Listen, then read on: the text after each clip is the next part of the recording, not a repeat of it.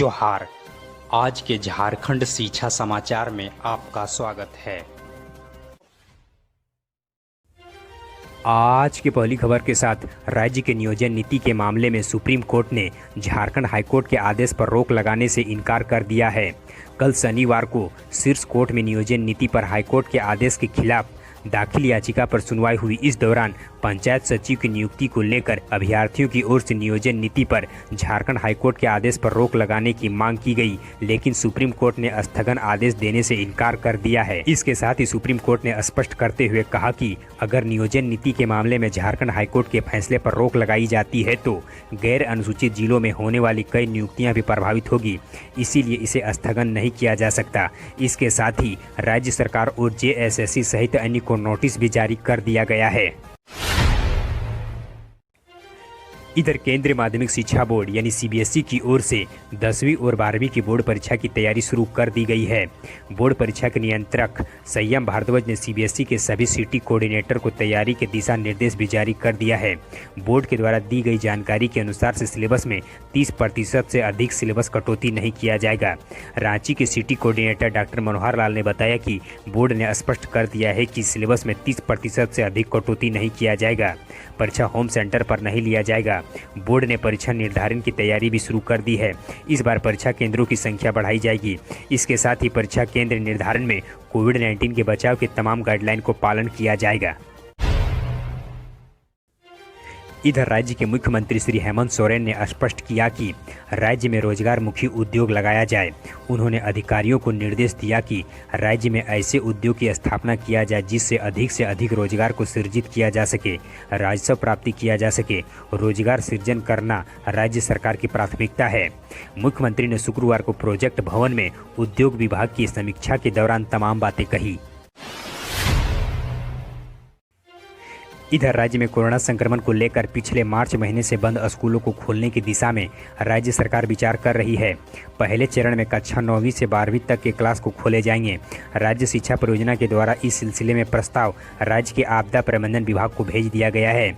आपदा प्रबंधन विभाग से राज्य शिक्षा परियोजना के प्रस्ताव मंजूरी मिलने के साथ ही राज्य के स्कूलों को खोल दिया जाएगा। राज्य शिक्षा परियोजना सचिव श्री राहुल शर्मा की मौजूदगी पर विचार किया गया कि कोरोना को देखते हुए पहले चरण में स्कूलों में केवल 9वीं से 12वीं तक के बच्चों को शिफ्ट में बुलाकर पढ़ाया जाएगा।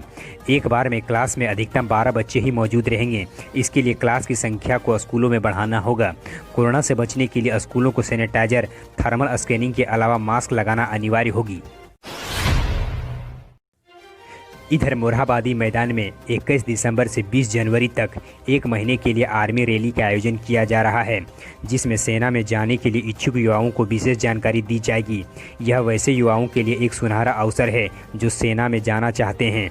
इस आर्मी रैली में राज्य भर से अधिक युवाओं को आने के लिए प्रोत्साहित किया जा रहा है। झारखंड पुलिस मुख्यालय ने अपनी तरफ से तैयारी कर रही है। डीजीपी के निर्देश के बाद झारखंड के सभी जिलों से पुलिस अधीक्षक अपने अपने जिलों के युवाओं को आर्मी रैली में जोड़ने की जानकारी लगातार दे रहे हैं।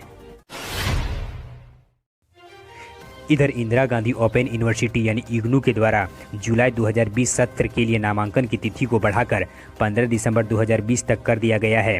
यह जानकारी देवघर जिले के डॉक्टर जगन्नाथ मिश्र कॉलेज जसीडी इग्नू अध्ययन केंद्र के समन्वयक डॉक्टर रामकृष्ण चौधरी ने दी।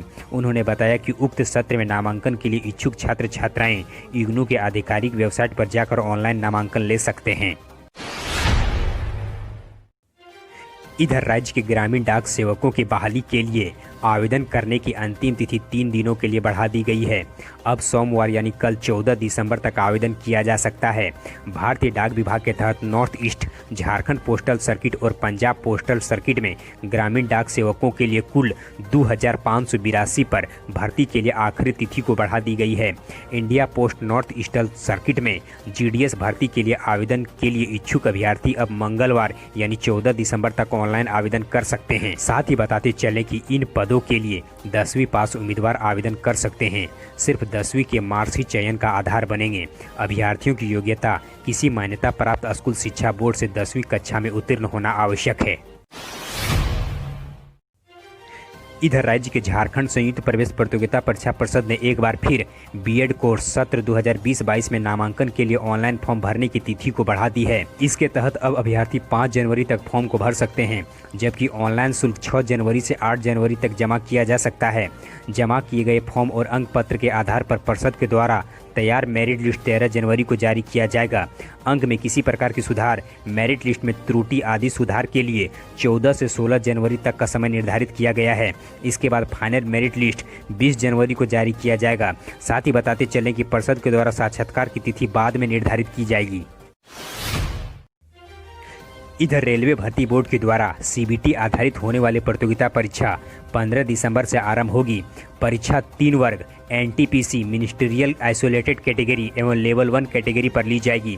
सामान्य अभ्यर्थियों के लिए परीक्षा अवधि 90 मिनट, वहीं दिव्यांग अभ्यर्थियों के लिए 120 मिनट निर्धारित किया गया है। परीक्षा की पहली पाली दिन के 10:30 बजे से 12 बजे तक, वहीं दूसरी दिन के 3 से 4:30 बजे तक होगी।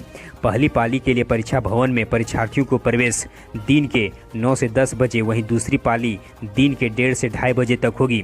परीक्षार्थियों को परीक्षा केंद्र में प्रवेश का समय, कोविड-19 की जानकारी देनी होगी। लक्षण पाए जाने पर उनके लिए बोर्ड के द्वारा परीक्षा फिर से आयोजित किया जाएगा। इधर राज्य के सभी शिक्षकों को 20 दिसंबर तक अपना प्रोफाइल अपडेट करने को कहा गया है। झारखंड शिक्षा परियोजना के निदेशक श्री शैलेश कुमार चौरसिया ने इस बारे में राज्य के सभी जिलों को पत्र भेज दिया है। राज्य के कुल 1,19,000 शिक्षकों ने अपना प्रोफाइल अपडेट किया है। इसमें से 9,800 शिक्षकों का प्रोफाइल त्रुटिपूर्ण है। इन शिक्षकों को 20 दिसंबर तक प्रोफाइल में सुधार कर अपडेट करने को कहा गया है। साथ ही बताते चले कि परियोजना के द्वारा विद्यार्थियों की संख्या अपडेट करने का कार्य 15 जनवरी तक पूरा करने को कहा गया है। धन्यवाद। यदि आप स्टूडेंट्स हैं तो फिलहाल आप किस परीक्षा की तैयारी कर रहे हैं, और यदि आप शिक्षक या अभिभावक हैं तो आप हमें कमेंट कर बताएं कि आप सरकार से क्या उम्मीद करते हैं, जिसके आधार पर हम आपके लिए अगला अपडेट्स ला सकें। हमारे हौसला को अफजाई के लिए इस वीडियो को लाइक करें और अपने मित्रों के साथ अधिक से अधिक शेयर करें।